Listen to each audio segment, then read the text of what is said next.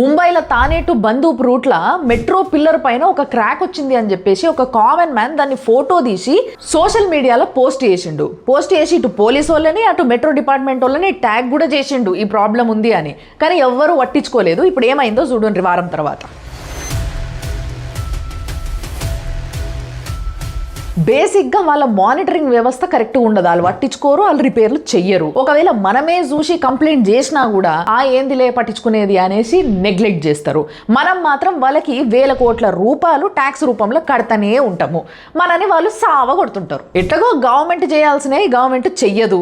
ఇక public and private సెక్టార్కి సంబంధించిన పనులు ఏమన్నా ఉంటేనేమో వాళ్ళని అడిగితే మాది కాదు బాధ్యత వాళ్ళది అంటారు. వీళ్ళని అడిగితే మాది కాదు వాళ్ళు చూసుకోవాలి అని అంటారు. ఇట్లా వీళ్ళు వాళ్ళని వాళ్ళు వీళ్ళపైన వేసేసి ఎటు పోయి మనని కామన్ పబ్లిక్ ని ఎర్రి పప్పల్ని వేస్తుంటారు. ఇంత జరిగిన తర్వాత మెట్రో డిపార్ట్మెంట్ వాళ్ళు ఏమంటున్నారు తెలుసా?